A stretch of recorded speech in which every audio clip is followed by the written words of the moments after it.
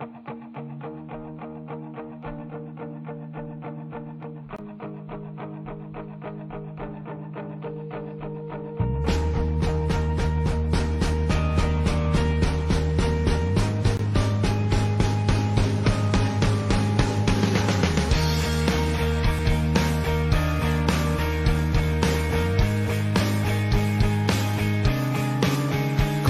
en ti, estoy seguro, pues tú nunca me has fallado. Aunque camine a oscuras, tú estás a mi lado. Y ya no temo a nada, sé que estás aquí. Confío en ti, ya no me apoyo en mi supuesta fortaleza. Me confunde mi pecado, mi tibieza. Eres amor, tan solo amor, confío en ti. Confío en ti, pues siendo Dios me tratas como a un buen amigo. De tu dulce amor he sido tu testigo. Eres mi todo, eres la fuerza que hay en mí. Confío en ti, porque tu sangre ha lavado mi tristeza y no te asusta mi pecado, mi tibieza. Eres tan grande, eres tan Dios, eres tan todo para mí. Confío en ti, porque la vida que me has dado se renueva y me has sacado del oscuro de esta cueva y mendigando amores falsos vuelvo a ti.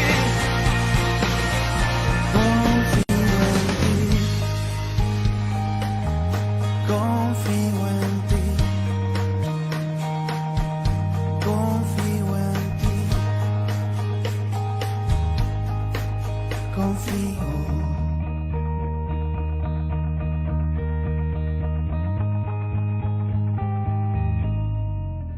Confío en ti, mi vida entera está sujeta entre tus manos. Me has sostenido, soy tu hijo y soy tu hermano. ¿Cómo temer si yo te tengo junto a mí? Confío en ti, que siendo Dios me tratas como a un buen amigo. De tu dulce amor he sido tu testigo. Eres mi todo, eres la fuerza que hay en mí. Confío en ti, porque tu sangre ha lavado mi tristeza y no te asusta mi pecado, mi tibieza. Eres tan grande, eres tan Dios, eres tan todo para mí. Confío en ti, porque la vida que me has dado se renueva y me has sacado del oscuro de esta cueva y mendigando amores falsos vuelvo a ti. Confío en ti, confío en ti, confío en ti, confío.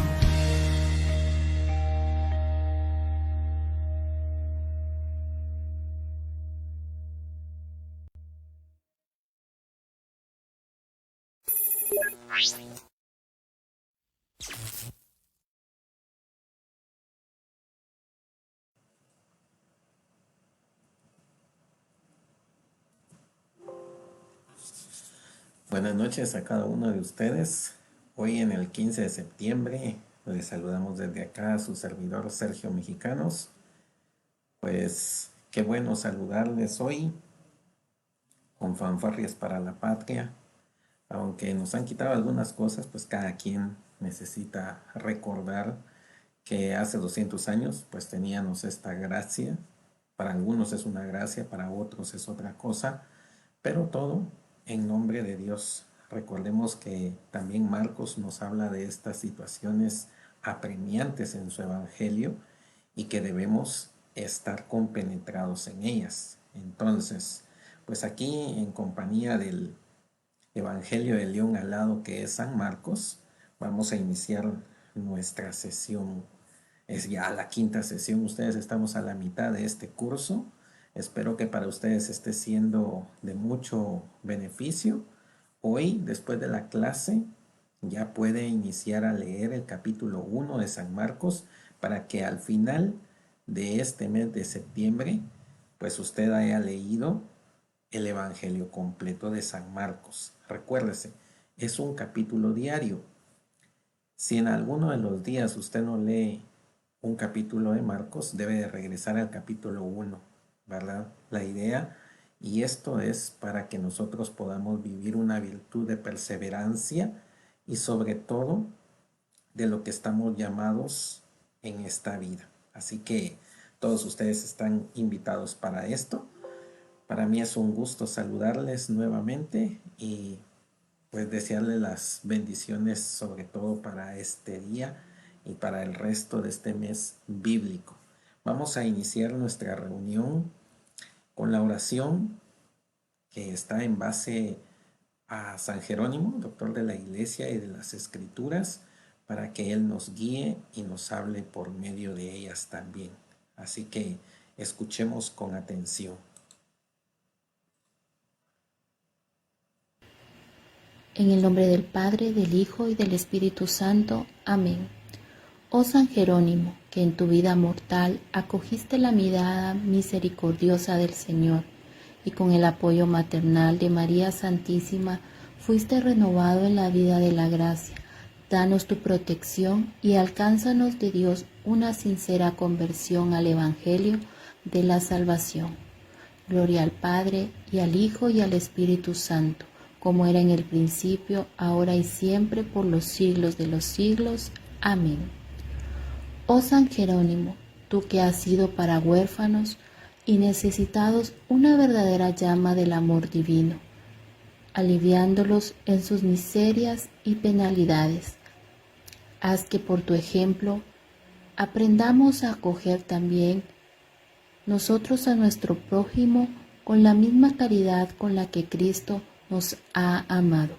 Gloria al Padre, y al Hijo, y al Espíritu Santo, como era en el principio, ahora y siempre, por los siglos de los siglos. Amén.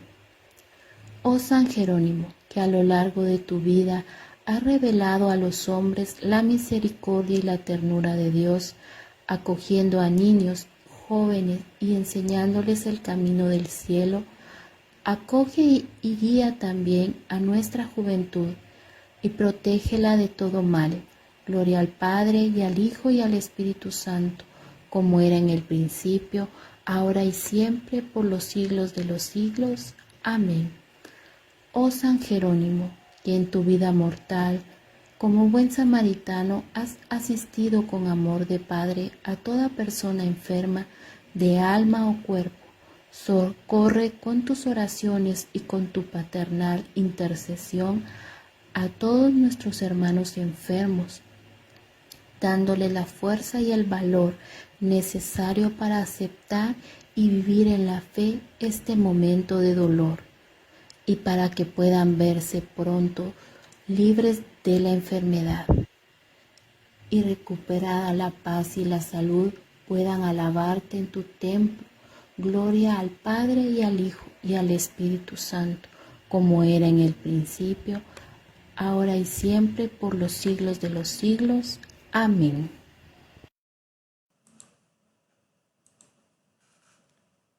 San Jerónimo, ruega por nosotros.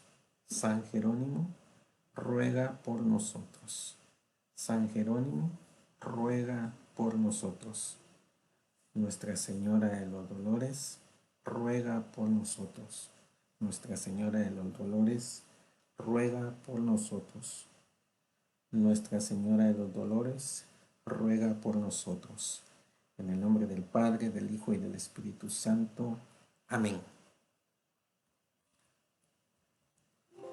Bien, vamos a, por ahí están llegando algunas de sus respuestas.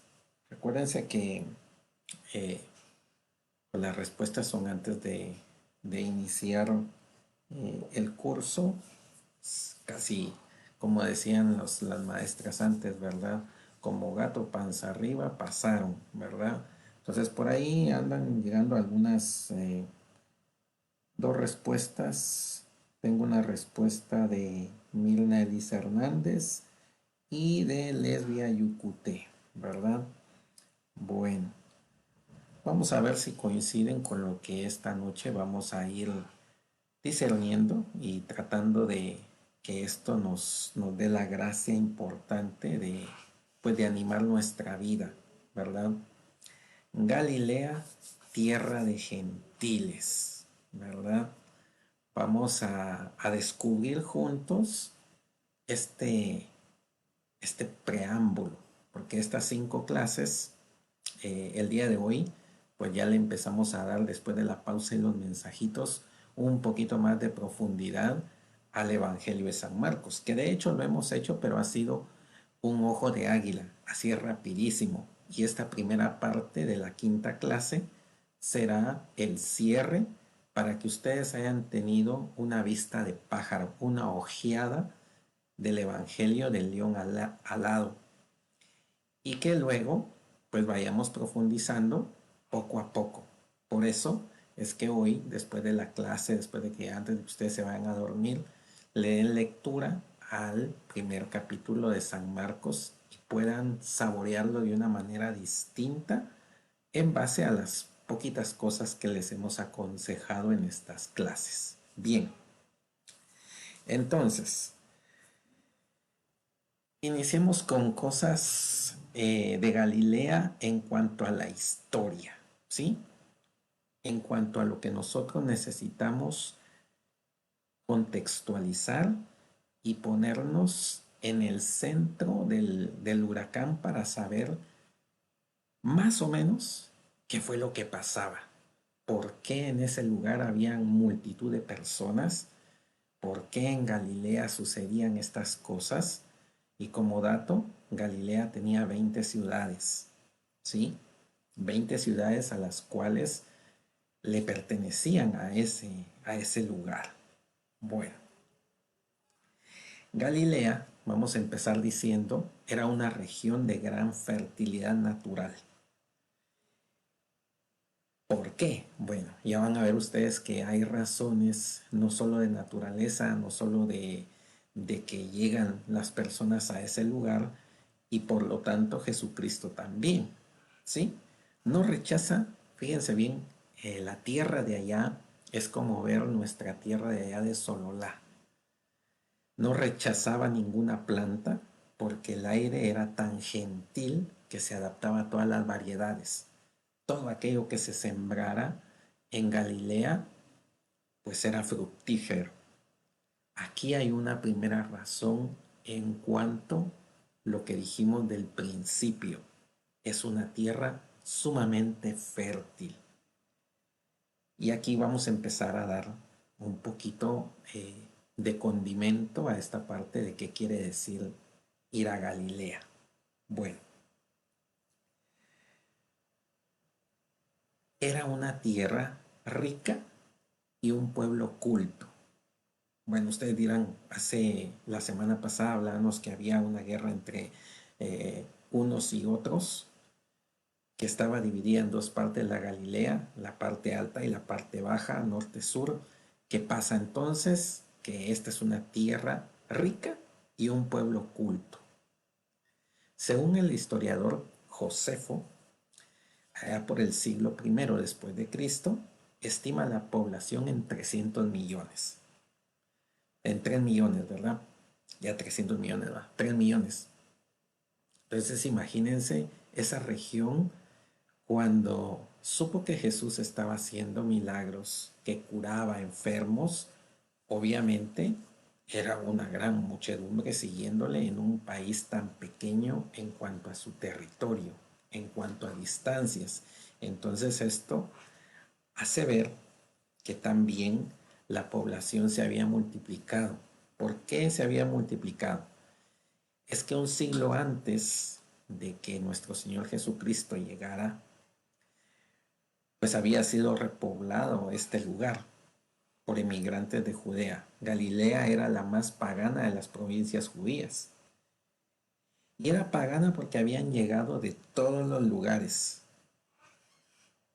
También debemos de reconocer que Galilea en anterioridad pues había sido despoblada, no había nada, no había ni siquiera personas, pero un siglo antes de Jesús, obviamente aquí es donde está la población aprovechando la fertilidad de la tierra. Bueno, entre los primeros datos que podemos dar hoy. Hablemos del nombre como tal. El nombre de Galilea hace referencia a una expresión que aparece a finales del siglo VIII antes de Cristo. Fíjense bien, antes de Cristo. Aquí vienen esos datos que deben de enriquecer nuestra manera de ver a Galilea. El profeta Isaías, la tierra de Zabulón y de Neftalí es una región de Galilea, cerca de donde habitan pueblos que no adoran a nuestro Dios. Fíjense que aquí empiezan las cosas y ya llevamos 2 puntos que le pueden agregar ingredientes grandes a nuestro estudio. Veamos Isaías 9:1 que quiere decir esto en cuanto a que no adoraban a nuestro Dios. Veamos aquí en el capítulo 9, versículo 1. Dice, el pueblo que andaba a oscuras percibió una luz cegadora. A los que vivían en tierra de sombras, una luz brillante los cubrió. Y es que este pueblo de sombras se refiere a la porción de Galilea. Como hemos dicho hace unos minutitos, de paganos. No reconocían al Dios que nosotros adoramos. Llegaron de todas partes y habían de todas las civilizaciones, había sido por haber en aquel entonces y de aquel tiempo, por supuesto. Entonces la expresión de Isaías, cuando nosotros nos ponemos a estudiar un poco más profunda la palabra de Dios y vamos a hacer el menéntica exégesis y todas esas palabras extrañas, resulta que es Galil, Agoyim, y al pie de la letra ha de traducirse por el distrito de los gentiles. Y aquí viene nuestro tercer condimento. Este distrito de los gentiles, ¿verdad? Cuando alguien es una persona muy afable, amable, disciplinada, responsable, puntual, tiene muchas virtudes. En nuestra Guatemala se le dice es buena onda o es buena gente. En tiempos de Jesús y antes de él eran los gentiles, ¿sí?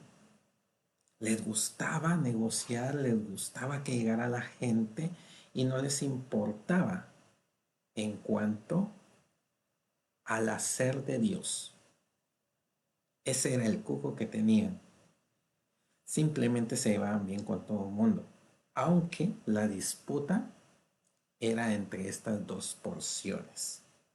Porque unos decían, estos señores son paganos, y estos que vivían en Galilea decían, estos nos vienen a contradecir lo que hemos logrado.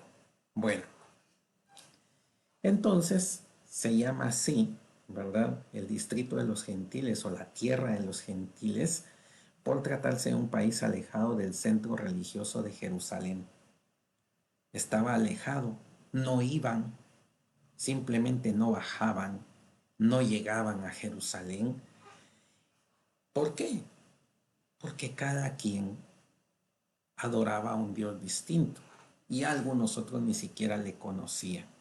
Sin embargo, como hemos dicho, la región de Galilea era sumamente fértil, rica, y también el mar de Galilea contribuía a esta parte. El río Jordán y sus afluentes también eran parte importante de este territorio tan hermoso.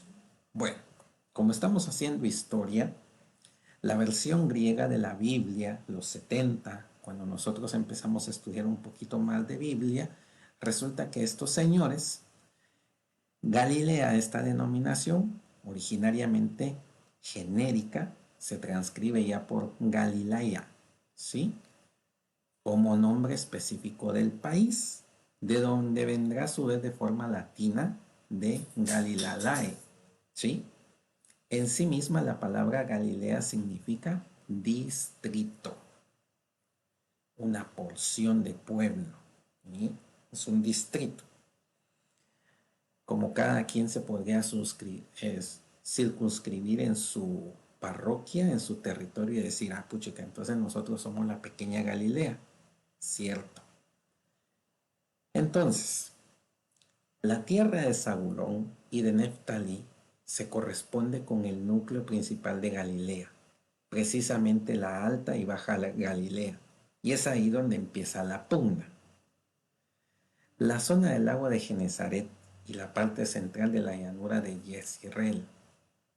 Entonces, aquí también podríamos describir, más adelante vamos a hacer un pequeño énfasis en cuanto a la arquitectura de este lugar tan hermoso en contraproducencia de los otros lugares donde Jesús definitivamente va a visitar, pero son lugares rocosos, son lugares desérticos y no como la Galilea, no como Cafarnaúm, que es un lugar, es un pueblo en donde la arquitectura en aquel entonces era hermosa y sencilla a la vez, y que San Marcos utiliza. Por eso estamos hablando de todo esto. Utiliza el paisaje de la Galilea para darnos a conocer que eso era hermoso, que era fértil, que era bueno, que Dios había colocado su mano ahí, pero que también la había agraciado con la presencia de su ungido, del Mesías, de su mensajero, y ese es Jesucristo, el Hijo de Dios. Y San Marcos nos lo presenta de esta manera.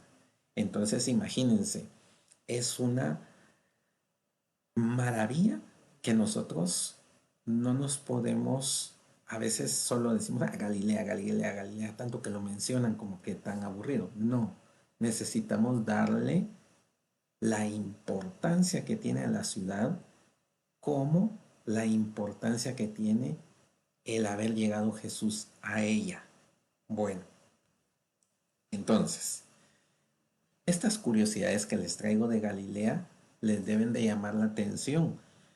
Y para eso vamos a empezar a leer hoy el capítulo 1 de Marcos, mañana el 2 y así sucesivamente, hasta llegar el día 30 de septiembre leyendo el capítulo 16. Recuérdense, es capítulo diario. Si usted en el día 5 no leyó el capítulo 5 de San Marcos, debe de regresar al 1 hasta que lo logre. Es una continuidad, es un ejercicio de perseverancia. Bueno, curiosidades de Galilea.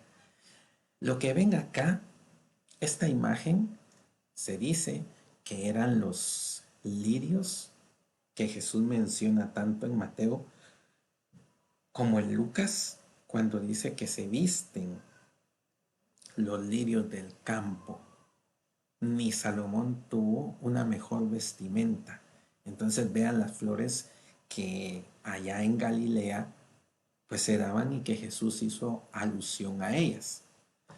Entonces, hablemos de la flora que hay dentro del Evangelio de San Marcos y que él mismo, que no da muchos detalles, eso sí, pero que se encuentra ubicado en ese sector de la Galilea tan importante. La mostaza la podemos encontrar en Marcos 4, 31, 32. Un país rico en donde también se da esta semilla, esto que utiliza para hacerse de una parábola, y Marcos lo sabe, los cardos o los espinos. Cuando nosotros leemos la Biblia Dios habla hoy latinoamericana, inclusive la Jerusalén con las nuevas versiones, utiliza espinos. Pero cuando vamos a la Jerusalén 1975 o 1985, encontramos la palabra cardos. Y cardos quiere decir esa donde fue tejida inclusive la corona de cardos o de espinas para nosotros de Jesús, pero que es exclusiva del lugar de Galilea. Nosotros aquí en Guatemala decimos, ay, es esta, la corona de espinas, le llamamos a esa plantita, pero no es esa en específico. En Galilea hay una en especial. Bueno, las aceitunas, por eso mencionan los olivos. Marcos 11:1. Ahí está embebido Marcos viendo no solo lo que hay en la Galilea, sino lo que sobreabunda. También tenemos a la zarza y aquí, ojo, hay un detalle bien importante, porque esta zarza que menciona Marcos en su evangelio es lo más cercano que podemos tener a la zarza ardiente. Y si ustedes lo googlean, podrán ver ahí ejemplos de esta planta. Es la Rubus santus, así se llama. Marcos 12:26, la zarza, ¿sí? Y entonces nosotros nos podríamos dar cuenta cuando vayamos a Google. No se las quise traer porque la idea es que también ustedes investiguen un poquito y puedan ver hasta la forma que tiene, totalmente diferente a la que uno dice y conoce como la zarza ardiente, y uno dice es un chiribisco, y no es así. Por eso tenemos que contextualizar todas las cosas. Bueno, el nardo puro, queridas señoras, queridas mujeres de Cristo, en aquel entonces este es el nardo puro que menciona Marcos en su evangelio, y por supuesto los sinópticos también. Marcos 14:3. Esta es la imagen fidedigna de ese nardo puro, la esencia, ¿verdad? Entonces nosotros decimos un nardo, bueno, los blancos, nardo puro para en tiempos de Jesús era este. Muy difícil de encontrar. ¿Por qué? Porque solo en Galilea se da. Miren qué datos más importantes. Bueno, de ahí nos pasamos un poquito a la fauna que nosotros conocemos, que podemos llamar a las aves, Marcos 4:4, las aves del cielo, las tórtolas para los pequeños sacrificios que se hacen, el gallo, ¿verdad? O los gallos que cantan por ahí cuando Pedro pues lo está negando en Marcos 3:13-15. Estas son curiosidades de Galilea, y de lo que acabamos de hablar son las cosas importantes que debemos de considerar en cuanto a belleza del lugar. ¿Cuánto más no debemos admirar la belleza de Galilea con la presencia de Jesús, el Evangelio, el Hijo de Dios, el comienzo, el principio de todo aquello bello que va a hacer cambiar la mentalidad de las personas, la vida de las personas, inclusive su espiritualidad? Bien, entonces, queridos hermanos y hermanas, ¿qué quiere decir ir a Galilea? Algunos de ustedes ya han contestado por ahí, ¿verdad? Por aquí también ya contestó Lourdes Ordóñez, Leticia Yolanda ya contestó también un poquito. Como les trato de ver, ¿qué quiere decir a Galilea? Bueno, aterricemos nuestro concepto principal. Déjenme decirles que Galilea se menciona 64 ocasiones en el Nuevo Testamento, en el Antiguo Testamento nada más 9 contabilizadas. Entonces imagínense la importancia que tiene Galilea en el Nuevo Testamento, pero sobre todo no es que se mencione poco en el Antiguo Testamento. Los profetas son quienes mencionan a la Galilea, y que esta ciudad, este país, va a ser el centro, el foco de atención de todo el Evangelio, de toda la buena nueva. Ok. ¿Y por qué es tan importante? Bueno, veámoslo un poco. En Marcos 2, del 1 al 5. Abran sus queridas Biblias o escuchen con atención Marcos 2, del 1 al 5. Dice, por eso era importante la arquitectura. Y aquí está este detalle que San Marcos lo pone entre líneas y que nosotros a veces pasamos por ellas y no le ponemos la debida atención. Marcos 2, 1, 5. Entró de nuevo en Cafarnaúm y al poco tiempo corrió la voz de que estaba en casa. Se agolparon tantos que ni siquiera ante la puerta había ya sitio. Mientras él les anunciaba la palabra, entonces vinieron a traerle a un paralítico llevado entre 4. Al no poder presentárselo a causa de la multitud, abrieron el techo encima de donde él estaba y a través de la abertura practicada, descolgaron la camilla donde yacía el paralítico. Viendo Jesús la fe que tenían, dijo al paralítico: Hijo, tus pecados te son perdonados. Palabra del Señor. Vean la importancia. La Galilea. Y es que en la Galilea está Cafarnaúm. Y Cafarnaúm es de esas ciudades bonitas, prácticas, pero como era tan práctico construir y tan fácil hacerlo, porque en otros lugares eran las rocas. Y ustedes me dirán, ¿qué tiene que ver las rocas con lo que estamos hablando? Por el techo. No es que no tuvieran plata para hacerlo. Simplemente se construía de manera sencilla, fácil. Los pórticos, los techos eran no como hoy que les ponemos tanta atención para que queden fuertes, sino lo contrario. Eran de esa manera porque podían construirlo en cualquier momento. Se caía, lo volvían a construir sin invertir tanto porque era una tierra fértil. Y lo más importante de Marcos 2:1-5, el gesto de Jesús al decir: tus pecados te son perdonados. Él ve la fe de aquellos que, a pesar que esa multitud, que ya vimos por qué razón habían tantas personas, pues él lo primero que le dice es: te perdono tus pecados. ¿Sí? Entonces, vamos a hacer un paralelo con los sinópticos en Mateo 4, 12, 17. Vamos a ir a echar un ojito a Mateo 4, 12, 17. ¿Por qué? Bueno, ya van a ver ustedes por qué razón. Y por qué San Marcos no pone detalles y Mateo y Lucas sí los colocan, que esta vez lo vamos a utilizar en cuanto a Mateo.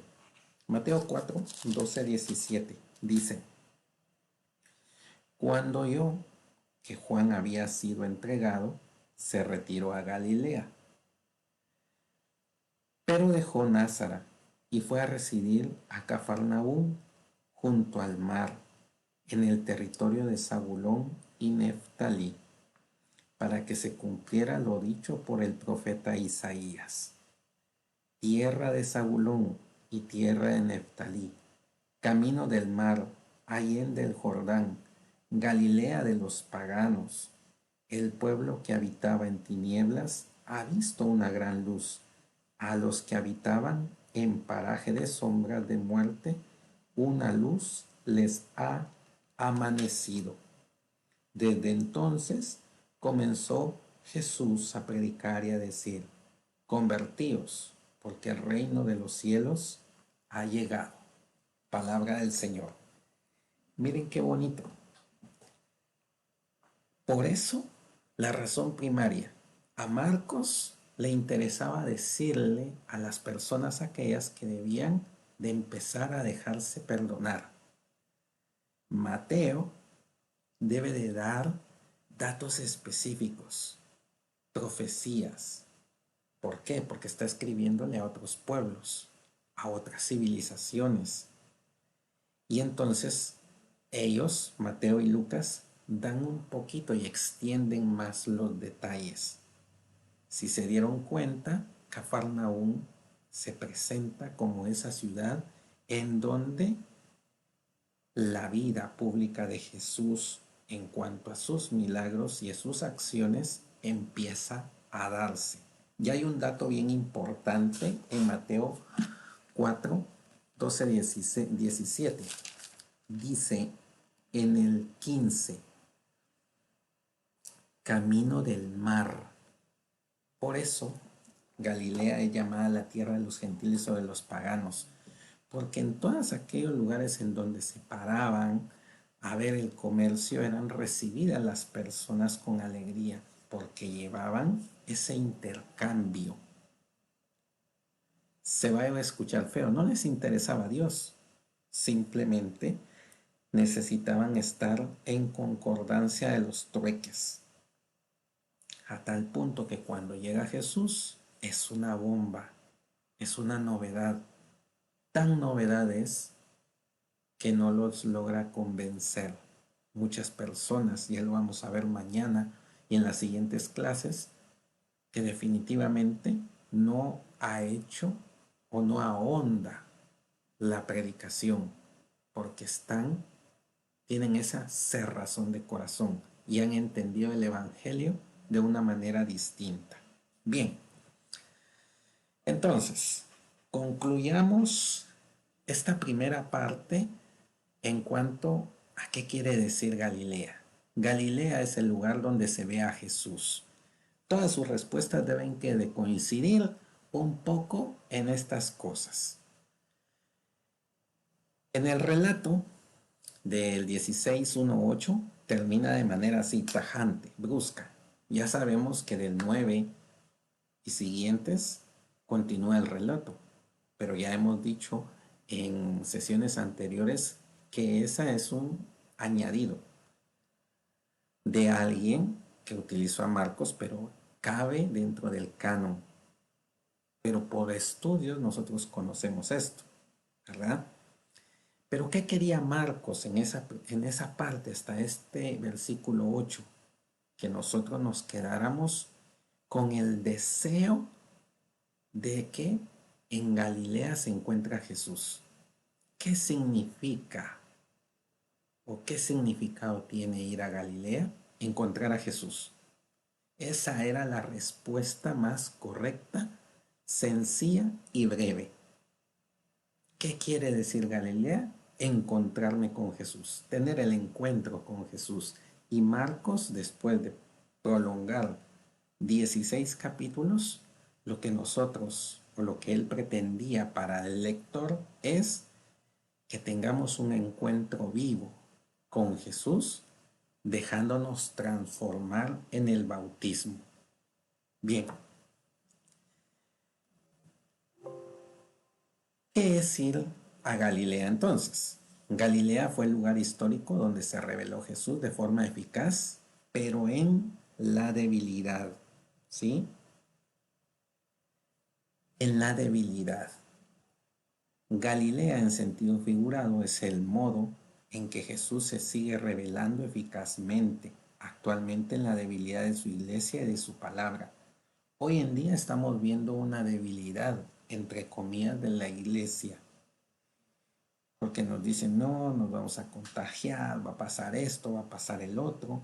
Entonces, en esa debilidad nosotros mostramos la fortaleza que viene desde dentro, porque Cristo es al que queremos ir a ver, y esa Galilea se convierte en el templo, en el lugar en donde hemos sido bautizados tú y yo, todos nosotros.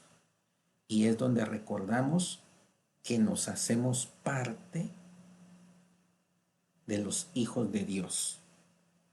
Por lo tanto, Galilea, datos importantes y fuertes. En la última cena, Jesús predijo a Pedro, a los 12, que lo negaran, que lo iban a negar y huirían, pero que después de resucitar, él les iba a predicar en Galilea.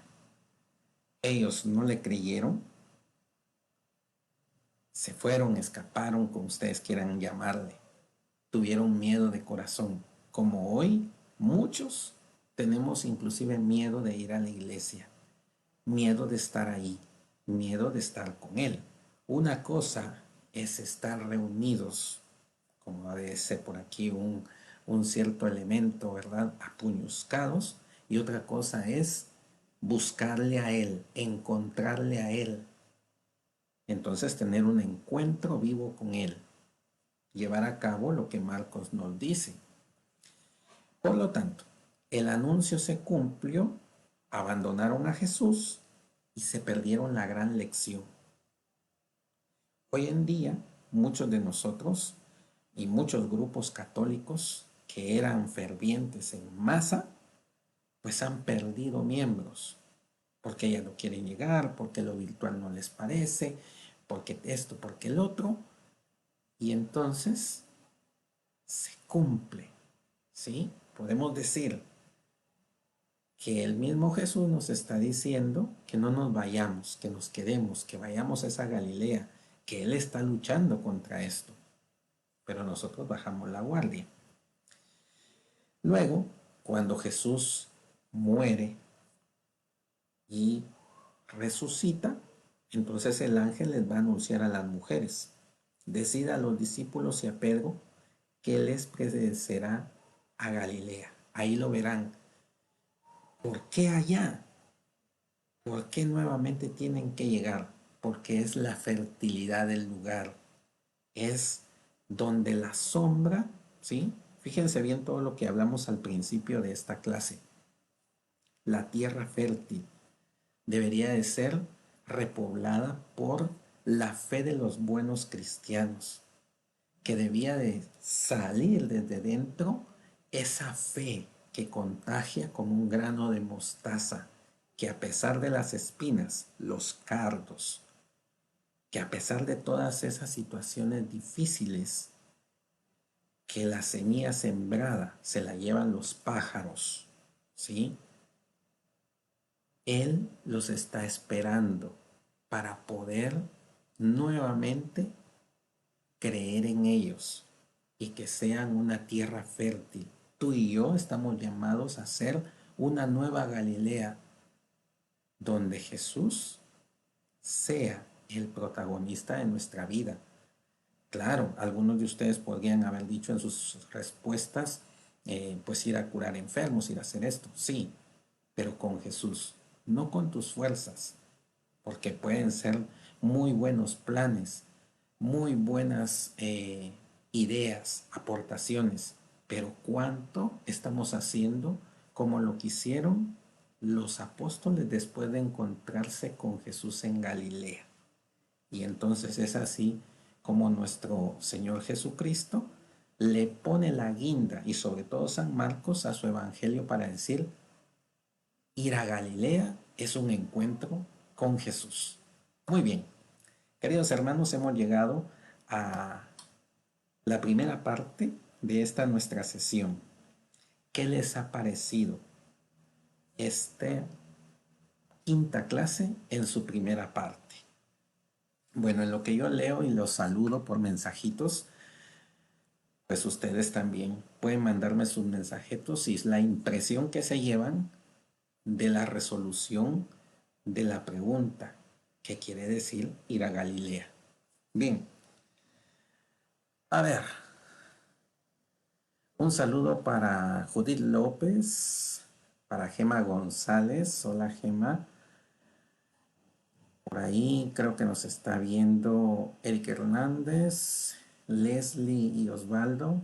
Qué bueno que estén por ahí conectados. Hermano Cándido, Lesbia Yucuté, Mirna Elisa Hernández, Auri García, Lourdes Ordóñez, qué bueno que ya puede escribirnos, a Julia Donis, a Norma Zamol, qué bueno, Leticia Yolanda Roda Reyes, a Susana Salas, Ana María Morales, Francis Lorenzana, Feliz Andrade, Ana Cristina Paz, Lorena Juárez de Rosales, qué bueno que esté viendo nuestra transmisión y compartiendo con nosotros. A Yoli Cajas, Yoli Cajas, recuérdeme desde dónde nos está viendo. Bueno, miren, sigue siendo para mí una gracia poderles saludar. Recuérdense que si quieren ganar los cursos, por ahí Judith dice yo, Mirna dice también yo, pues una de las cosas principales ya las perdieron, o todavía tienen oportunidad. Llevamos 14 días publicando cápsulas bíblicas en el grupo bíblico. Únanse, respóndanlas una a una en orden, y por ahí podrían ganarse los cursos, ¿verdad? Esa es una forma. La otra forma es que ustedes pues compartan nuestra transmisión cuantas veces puedan, la puedan colocar ahí en su muro personal de Facebook. Recuérdense que nosotros podemos ver quiénes la comparten. Si ustedes le dan de baja, definitivamente no contará. Invitar a otras personas que digan que ustedes las invitaron. En fin, hay muchas oportunidades. Reaccionar, escribir por medio de este chat, responder a las preguntas que hacemos, las tareas que dejamos. Recuérdense que para mañana ya debe de estar leído el primer capítulo de Marcos. Vamos a hacer este ejercicio de leer el Evangelio de San Marcos desde hoy, empezando con el capítulo 1, para que el día 30 estemos terminando con el libro del Evangelio de San Marcos, el más corto, pero el que nos deja la experiencia de Jesús como el evangelista, el evangelio vivo. Bien, a ver, habemos 15 personas. Yo espero que mañana, si ustedes se quieren ganar un curso, los que levantaron la mano, Judith López, Mirna Elisa, pues al menos inviten a otras 5 personas más, y entonces eso ya será ganancia. ¿Sí? Bueno, vamos a continuar con nuestro curso en la segunda parte de este quinto día.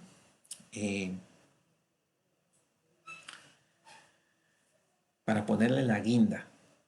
Y de aquí en adelante, empezar un poquito, les digo un poquito en profundidad, a lo que se habla del Evangelio de San Marcos. Así que listos, ¿verdad?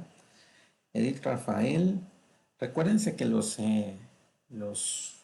reacciones, los emoticonos, pues sí dicen algo. Uno puede interpretar que esto está diciendo muy bueno, que las manitas son orando, en fin, pero sus letras dicen más que los gestos, ¿verdad? Por ahí dimos un curso de la interpretación de los emoticonos y miren ustedes, hay cosas que uno no se imagina de lo que pasa y de lo que piensa la otra persona, de lo que estamos reaccionando. Bien, vayamos a nuestra segunda parte final y conclusiva de esta clase. Jesús en Galilea. ¿Sí? Jesús en Galilea. Jesús en Galilea nos debe de dar a nosotros grandes ejemplos y ejercicios. Primero, vamos a recordar alguna de las sesiones pasadas donde dijimos que el título era tan importante. El título de San Marcos empieza en capítulo 1, versículo 1. ¿Sí? Es la finalidad del trabajo de Marcos. Y luego, aquí, San Marcos, en los siguientes versículos, va a explicarnos cómo Isaías, el profeta Isaías, nos da ciertas pistas para entender y comprender esta parte del Evangelio. Vamos a ir a Isaías 45:15 para que lo tengamos en contexto y nosotros nos ubiquemos en tiempo y espacio también. Bueno, 45:15 dice: cierto, tú eres un Dios oculto, el Dios de Israel, Salvador. Fíjense bien cómo inicia San Marcos en esta parte tan importante. ¿Sí? Bien. Razón de esta promesa. Veamos cómo San Marcos nos resulta diciendo que hay algo oculto en el mismo título. Primero, el pueblo judío, desterrado en Babilonia, sufría una fuerte crisis de fe sobre el poder de Yahvé. Dios de Israel. Estaban en crisis. Recuérdense que el pueblo israelita es conquistado, maltratado, esclavizado, exiliado. Le ha pasado de todo. Han confiado en Dios como también le han dado la espalda. Pero Dios ha seguido con ellos fiel, bueno y perseverante. Por lo tanto, aparece un emperador de nombre Ciro que estaba conquistando todos los pueblos en nombre de su dios Marduk. Recuérdense que el pueblo judío era un pueblo pagano también. Es una como tradición, le podríamos llamar. Creen en uno porque tiene fuerza y lo siguen. Creen en el otro, los conquista este, los conquista el otro y van creyendo en lo que les convenga. O muchas veces tampoco en lo que no les convenga. Bueno, este señor, este emperador Ciro, alaba y profesa que Marduk es su dios y que lo está enviando a conquistar y a hacer pedazos un montón de cosas. Entonces, el pueblo de Israel se hace varias preguntas. Entre ellas estas, ¿verdad? Si Yahvé nuestro Dios es el Dios del mundo, ¿en qué se nota? O sea, no nos da ninguna señal, no aparece. Ya años atrás se quedó con Moisés, nos está dando un profeta, pero este nos está diciendo tal cosa. O sea, no se ha notado, ¿sí? Siguen bajo la opresión de emperadores que los quieren conquistar. ¿Por qué permite que estemos en el desierto, desterrados de su tierra, de la fertilidad de los lugares y están desterrados?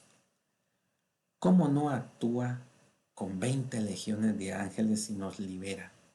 O sea, ese era el pensamiento. Y por eso debemos entender que el pueblo de Israel, los judíos en tiempos de Jesús, querían que ya se acabara tantas conquistas y tantas opresiones del gobierno en ese entonces. ¿Quién es verdaderamente Dios del mundo? ¿Yahvé o Marduk? Esta es una pregunta clave en las razones de la promesa.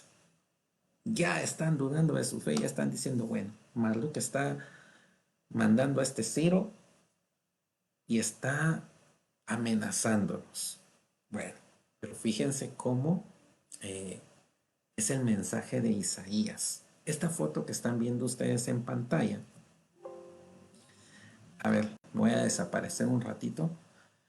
Y esta foto que ustedes ven en pantalla es una fotica de Cafarnaúm, ¿verdad? Cafarnaúm resulta que... Ahí sí lo voy a poner bien. Es una ciudad, como les decía, con muchas... un terreno, una planicie plana. No es rocosa, es fácil para la construcción, es eficaz en sus caminos. Uno puede decir, entro a este pueblito, entro a esta casita, entro por aquí, entro por allá. No hay tanta dificultad, ¿sí? Bueno, cierro el paréntesis. El mensaje de Isaías, ¿verdad? Que estamos hablando del capítulo 45 en adelante. Primera cosa importante, reafirma que Dios reinará, vendrá a salvar a su pueblo. Isaías 52, versículo 7. A ver, veamos esto importante. Isaías 52, versículo 7. Dice, qué hermosos son sobre los montes los pies del mensajero que anuncia la paz, que trae buenas nuevas, que anuncia salvación, que dice a Sión, ya reina tu Dios. Entonces, el pueblo empieza otra vez a que la palabra de Dios resuene en su corazón. Sin embargo, recordemos que nuestro Dios actúa por medio de personas, por medio del ambiente, por medio de la cultura, de la fauna. ¿Por qué? Porque todo es creación de Dios. Y nosotros, a través de nuestros 5 sentidos, de la libertad de raciocinio, de la voluntad y sobre todo de la conciencia, podemos descubrir a ese Dios. Pero debemos estar alertas. Bien. Entonces actúa por medio de personas. Y fíjense que Ciro pues estaba conquistando el nombre de Marduk. Y aquí viene la contraparte importante. En concreto, por medio de Ciro, que es su enviado, su ungido, aunque no lo reconozca. Miren qué cosa tan difícil para el pueblo de Israel, pero cómo Dios se puede valer de una persona. A ver, leamos Isaías 45:1 y del 4 al 5.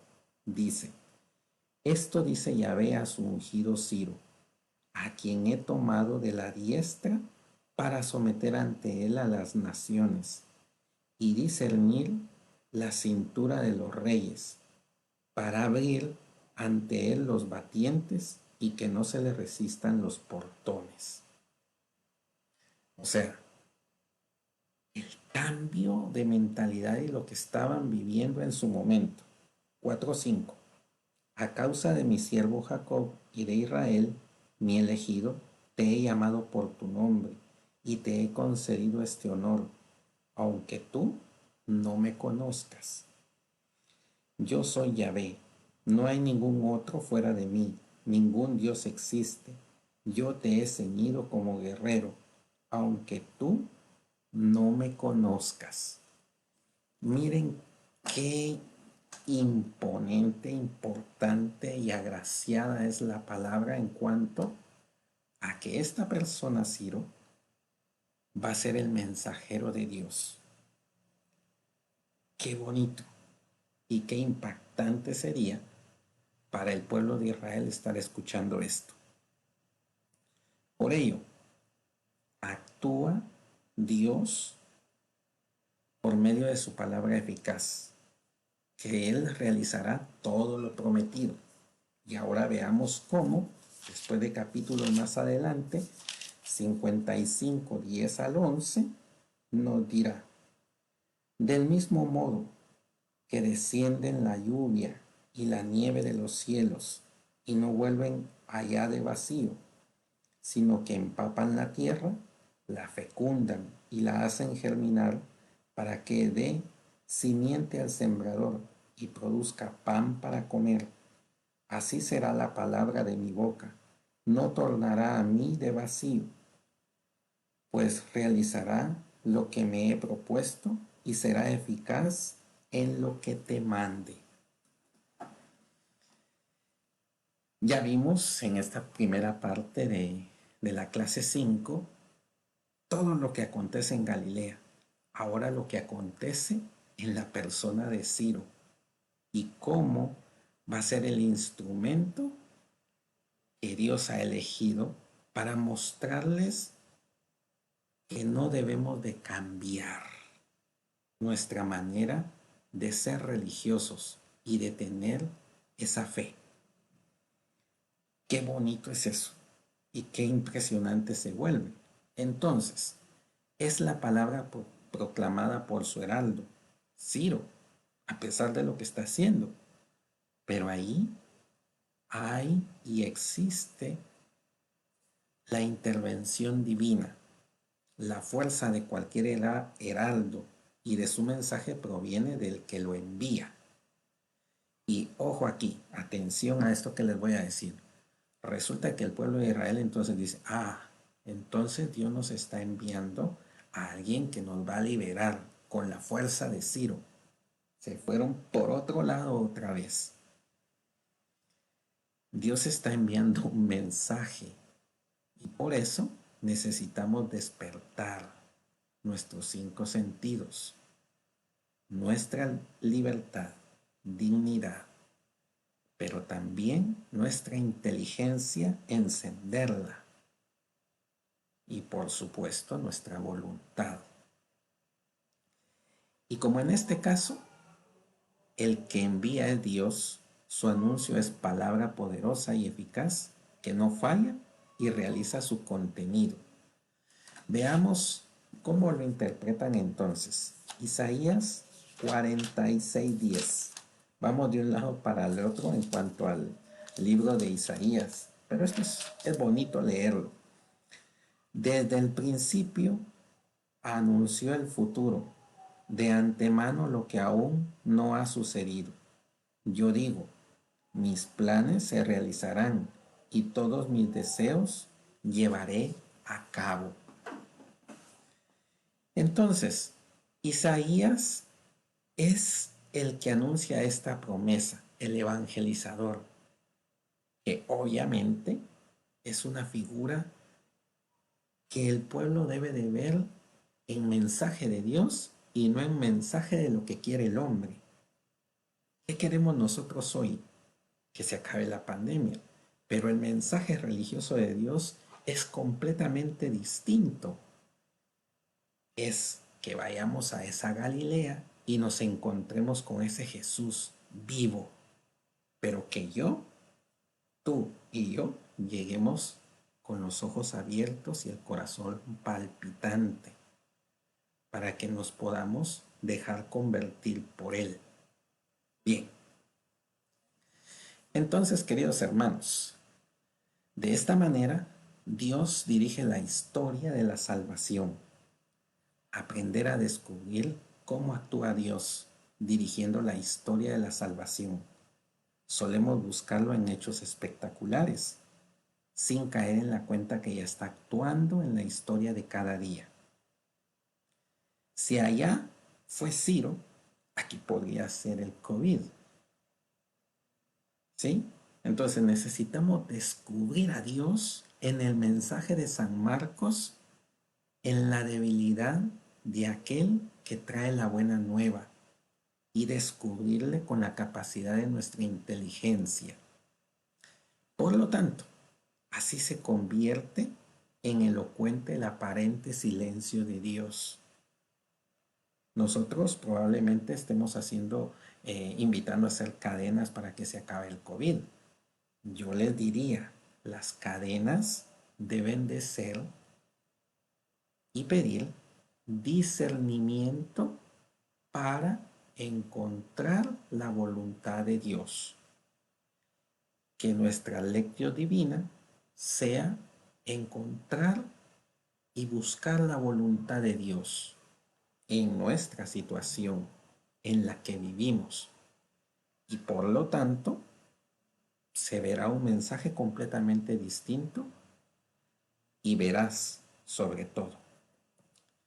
Por ello, el mundo humano es el lugar donde se manifiesta Dios. El mundo humano existe como epifanía de Dios, porque Dios se manifiesta en la Galilea que tú crees, pero si es en la Galilea que Jesús te invita, en donde Él mismo va a estar ahí y que tú vas a llegar con Él para que de veras tengas ese encuentro concreto con Él, entonces no te estarás equivocando. De lo contrario, estarás buscando una Galilea completamente distinta a la que el mismo San Marcos nos está invitando. Bien, pues alabado sea Jesucristo, por siempre sea alabado. Para mí, miren, esta experiencia de este curso del Evangelio de San Marcos es sorprendente. Debo de estar leyendo un montón de cosas, ingresar a otros cursos y etcétera, para poder actualizarme y estar de pie con todo esto. Y aunque no se los traslade de la mejor manera, pues trato de abajarlo y de decirles a ustedes, miren lo maravilloso que es encontrarse de cara con la palabra de Dios. y de que ese versículo 1 del capítulo 1 de San Marcos debe de ser el inicio de tu génesis, el inicio de tu conversión y el inicio del encuentro de tu persona con el Dios vivo que es Jesucristo. Bien, vamos a hacer nuestra oración de conclusión de esta noche y mañana nos vemos a las 9:15 por acá.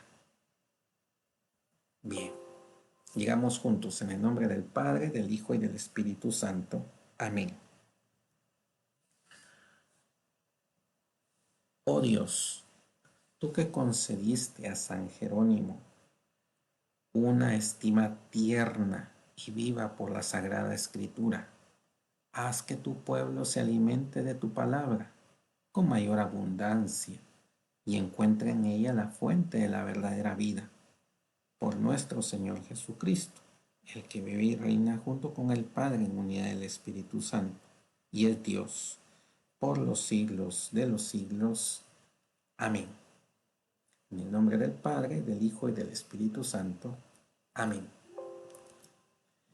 Bien, ha sido una clase para mí sorprendente compartirles todo esto y dejarles pues esa campanita sonando y la curiosidad para el día de mañana en la 6ª clase del Evangelio de San Marcos.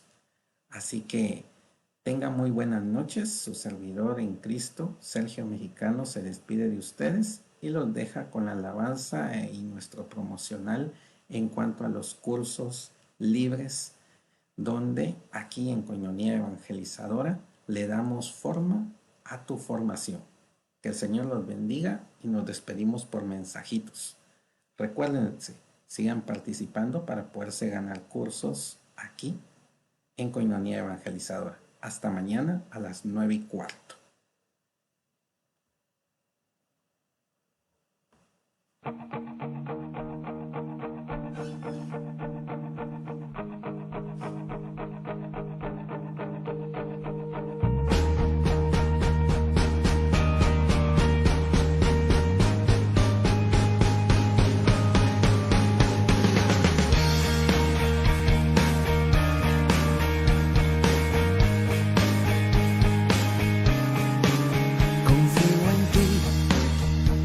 Seguro, pues tú nunca me has fallado.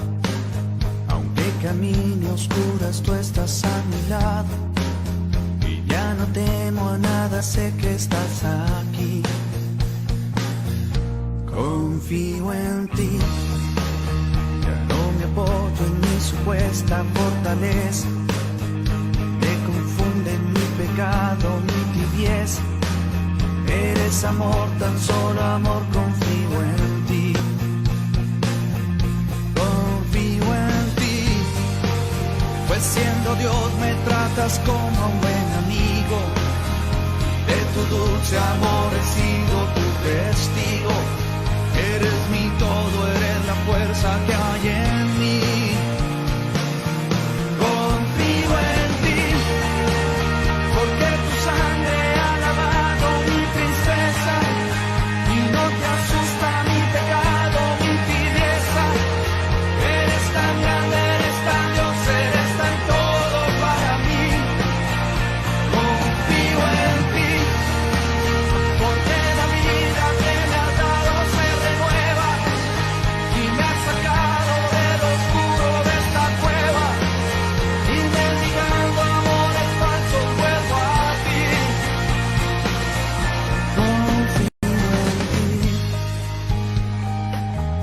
Confío en ti. Confío en ti. Confío.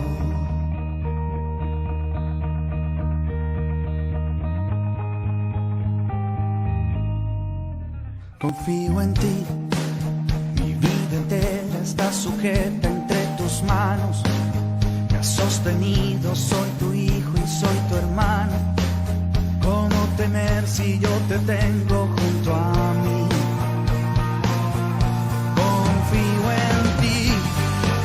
Pues Siendo Dios me tratas como a un buen amigo. De tu dulce amor he sido tu testigo.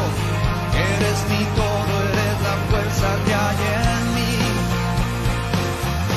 Confío en ti, porque tu sangre ha lavado mi tristeza y no te asusta mi pecado, mi tibieza.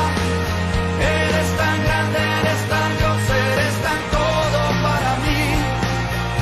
Confío en ti, porque la vida que me has dado se renueva y me has sacado del oscuro de esta cueva. Y mendigando amores falsos vuelvo a ti. Confío en ti, confío en ti, confío en ti, confío.